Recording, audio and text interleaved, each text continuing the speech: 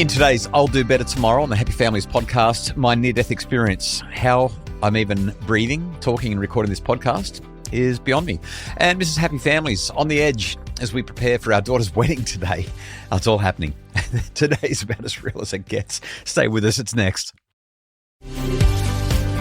Hello and welcome to the Happy Families podcast, where you get real parenting solutions every single day. This is Australia's most downloaded parenting podcast. On Fridays, we talk about the week that was, the stuff that we've learnt, how we can be better tomorrow. It's called I'll Do Better Tomorrow. Kylie, I'm going to go first. The week began with a cataclysmic thud. Would that be the right word for it? I don't really have any recollection of what happened, but essentially I was found on the side of the road, unconscious underneath my bicycle. I had a crash. Landed face first. My bike computer says that I was going 70 kilometers an hour on my bike when I hit the ground. For those who are listening for the first time, the bike that I'm riding is not one of those ones where you wear leather jackets and full face helmets. It's one of those ones where you pedal yourself, no motor, and you wear less than a millimeter of Lycra and a little bicycle helmet. So I hit the deck going down a hill. I don't remember going for a ride that day. I don't remember anything at all. I'd stopped at the top of a hill and done a radio interview. I do know that. And suddenly I was apparently ringing you for the third time to tell you that I had a crash. I don't really know much more.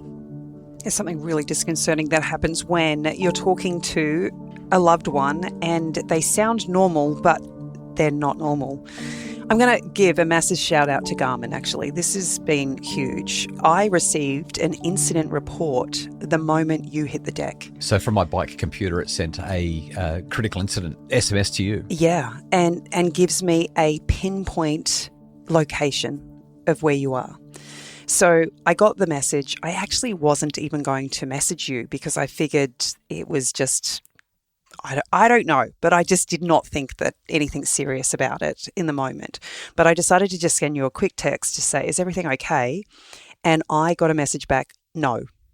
One word, no. Which I don't think I sent. I don't know that I sent it. I was unconscious. I'm not sure if you did or not, but I then picked up the phone and I rang you and you did answer the phone, but there was somebody with you and you sounded completely normal. You sounded coherent, but as you continued to talk, you told me that you knew who I was, you knew who you were, but you had no recollection of going for a ride that morning. You had no recollection or knowledge of where you were. You didn't know how you got there. You just told me you were on the side of the road, sitting in your Lycra, and you were sore.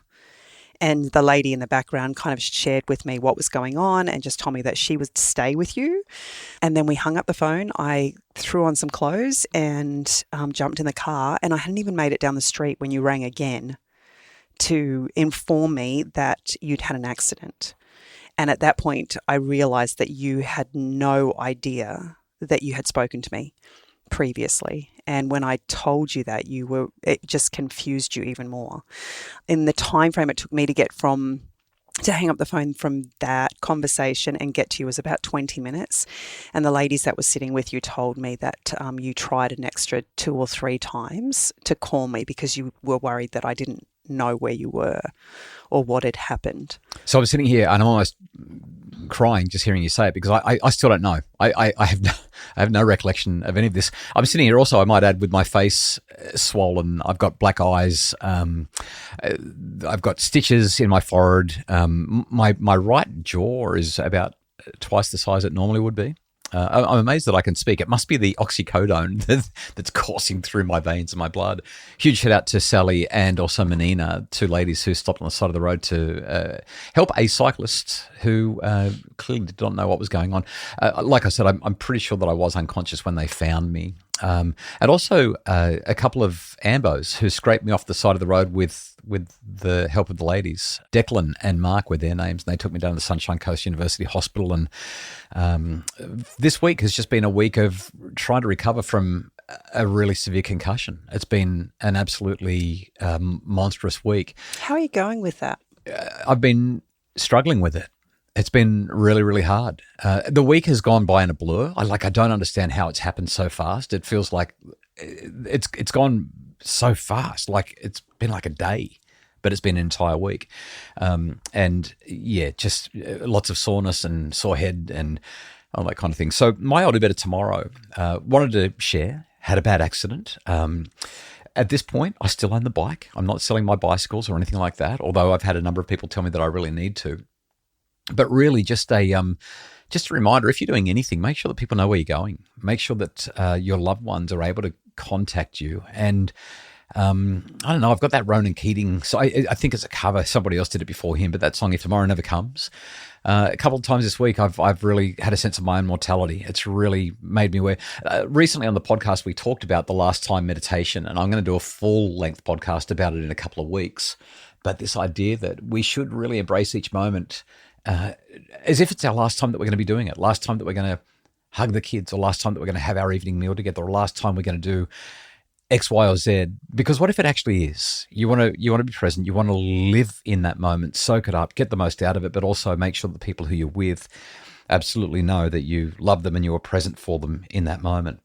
So that's my I'll Do Better Tomorrow. It's a fairly short one, a bit of a morbid one, but also one where I'm feeling miraculously saved. We have a faith background, and I feel like I have had a watchful heavenly hand over my life this week, particularly on Monday morning, somewhere between 7 and 7:30 when it all came undone for me at 70 kilometres an hour descending Keels Mountain Road. Big day for us today, Kylie. Our daughter gets married today, so we're going to keep the rest of this podcast really short. After the break, your I'll Do Better Tomorrow, including what it's like to be the mother of the bride for the second time. Stay with us.